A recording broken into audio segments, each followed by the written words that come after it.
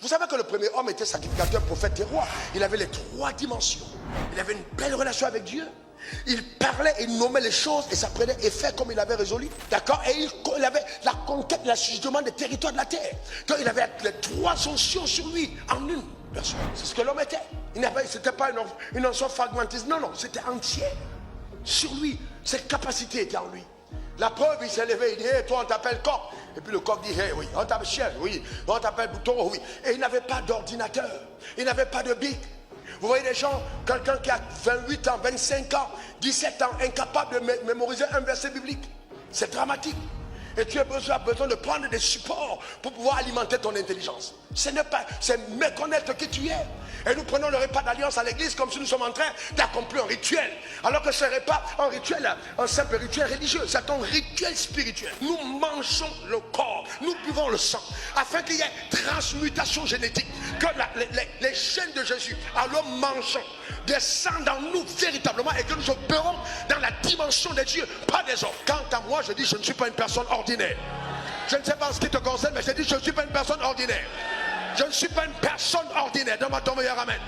Et je n'ai pas pour référent les échecs. Ceux qui ont échoué ne font pas partie de mes études. Ce ne sont pas mes référents. Je vais étudier ceux qui ont réussi. Dans l'église, on dit oui, mais toi aussi, tu as tel frère et telle soeur. Je ne veux pas regarder à tel frère et telle soeur. Mon modèle, c'est Christ.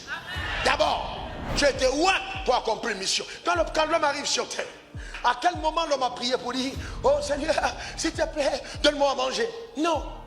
Généralement, les gens qui se préoccupent de ce pourquoi ils mangeront n'ont pas conscience de leur destinée. Il n'a pas prié pour dire, papa, j'ai faim. Non. Dieu lui dit, quand il est béni, il dit, voici, je te donne toute terre, bébé, portant la nourriture, car tu peux la terre, ce sera ta nourriture. Donc, en quelque sorte, la bénédiction te précède toujours sur le territoire de ton action. Je reprends, la bénédiction te précède toujours sur le territoire de ton action. Là où Dieu t'appelle, il y a toujours une bénédiction pour toi à cet endroit. Tu n'as pas besoin de délocaliser, de dire il faut que je voyage, il faut que j'aille en Europe. Et vous voyez des gens qui sont là, ils font le rang à 4 h du matin, vous voyez le long rang au plateau, le long rang à la Ribera, les gens sont là, ils veulent un visa, ils veulent avoir un visa pour aller en Amérique. Et on trouve les croyants qui sont là, il faut que j'aille au Canada, il faut que j'aille ici. Ben, ils pensent que s'ils sont allés au Canada, s'ils sont allés aux États-Unis, alors ils ont percé. Non, frères et sœurs, ta prospérité n'est pas fonction de la localisation, est plutôt fonction de ta révélation et de l'alliance.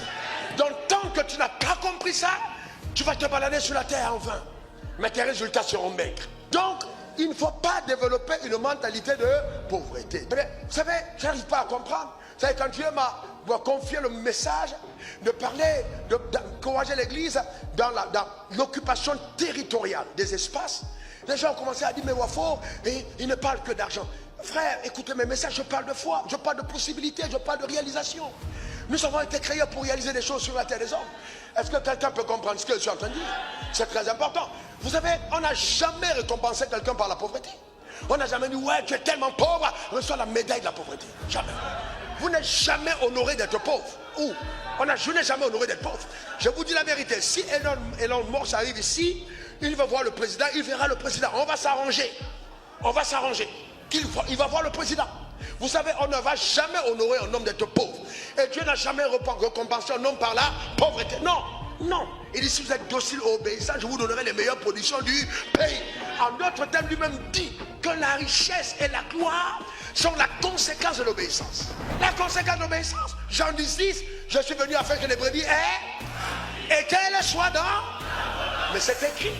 Donc si la vie est venue pour que tu sois dans l'abondance, ce qui donne de façon crédible l'authenticité de la présence de la vie est l'abondance dans la vie. Alors ça veut dire clairement que dans le concept initial, quand Dieu a amené l'homme sur terre, le concept initial n'est pas ce que nous voyons aujourd'hui. La preuve, Somme 23 verset 1, l'Éternel est mon berger, je ne manquerai. Et quand on dit rien, c'est rien. C'est vraiment rien du tout. Je ne manquerai de rien. 3 Jean 2, bien aimé, mon souhait, c'est que tu prospères à tous égards et sois en bonne santé, qu'on prospère l'état de ton âme. Donc en fait, le problème ne se trouve pas au niveau de Dieu. Ça se trouve au niveau de la prospérité de notre mentalité. Comment dans notre système de pensée, vous voyez, nous approprions les vérités divines. Et nous ne pouvons pas prendre le modèle mondain comme le modèle divin. Le monde et Dieu, c'est deux choses totalement différentes. Le drame, c'est que beaucoup de personnes n'ont pas compris la raison de la bénédiction. Dieu ne te bénit pas pour faire de toi une personne exceptionnelle simplement. Dieu te bénit pour accomplir ses buts et ses plans par ta vie. Toi, il ne faut pas penser que quand il t'appelle, alors c'est par tes jeûnes et tes prières que tu amènes à l'existence ce que Dieu a réservé pour toi. Non, ça peut te permettre d'épouser la sagesse divine pour entrer dans le plan parfait. Recevoir l'instruction qui te sortira de la captivité. Parce que bien des fois, les problèmes que nous avons ne viennent pas de Dieu, mais de notre mauvaise perception de la vérité.